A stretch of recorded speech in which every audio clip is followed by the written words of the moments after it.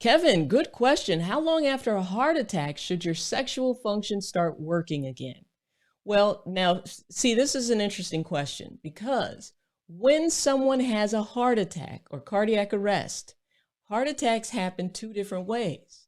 You have one way where perhaps the blood vessel was so clamped off that it didn't get enough blood. And so now you have what's called ischemic injury, right? So when you have an ischemic injury, which basically means is your blood flow to the heart was cut off for a little bit of time. And because of that, certain parts of the heart didn't get enough oxygen and nutrients. So the parts of that heart muscle can, in fact, die off a little bit.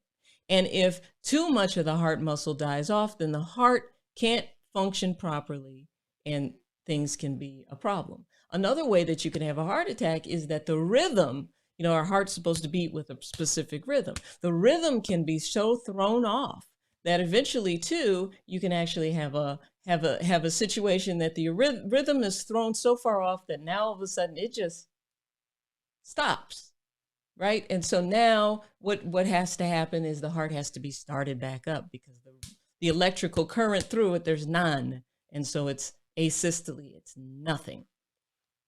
So based off of why you had the heart attack in the first place, keep in mind that one of the first signs of cardiovascular or heart issues or blood vessels issues is ED or erectile issues, right? You might start to notice guys who have cardiovascular disease basically means that the blood vessels supplying the heart aren't up to speed. They're just not as healthy as they should be.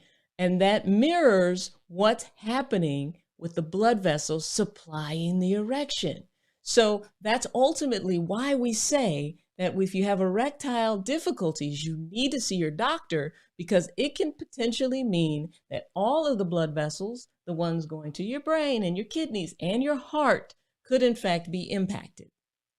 So with that being said, after you have a heart attack and it becomes kind of everybody knows you've had a heart attack, so they're putting you on particular medications because you've had one, that underlying problem that caused the heart attack is still usually there. So it will continue to have bad blood vessels or weakened blood vessels to the heart and to the penile tissue. So whenever I have a gentleman who has had an infarct or has had an issue or a heart attack with something like that, I always want to know, well, what caused a heart attack? And then we always want to think about how can we improve nitric oxide levels in gentlemen who've had a heart attack, because nitric oxide is responsible for helping your body relax the blood vessels and blood flow improve, because we want to relax blood vessels and improve blood flow to the heart and to the D so that you can have stronger erections. So it's all really intricately woven together. So one thing that you have to ask your cardiologist now is, what medicines do you have me on now that I've had a heart attack? Can any of those impact my erections? And get an answer for him and say, okay, well, do I have to be on these long term? Is there any way we can wean down off of them? Is there a particular time of day that I should take them? Maybe if I take the medicine in the morning, then I can have sex in the evening time because it's worn off a little bit.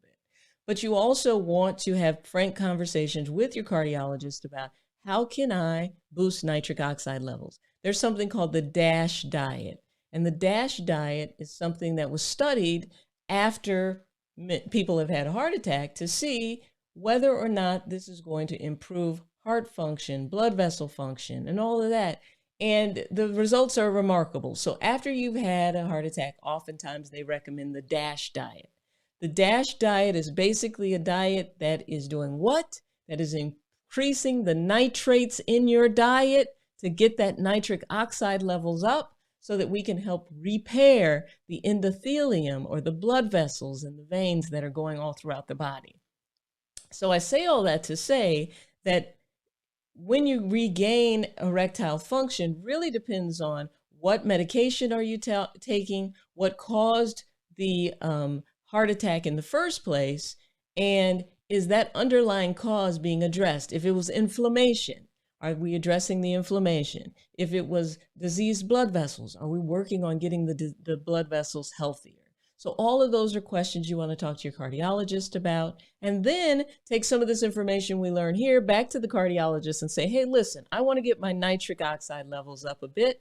Are you okay with me taking this supplement? Are you okay with me taking these smoothies? Try, you always want this to be a collaborative effort between you and your existing doctors so that they can learn a little more because they stay in the medicine space and don't branch out into the herbal space and the natural space, but also so that you can have a co-collaborator on your health and that you guys respect each other and respect each other's ideas and that they work with you to help reach your wellness goals and your wellness potential. It's great. Awesome.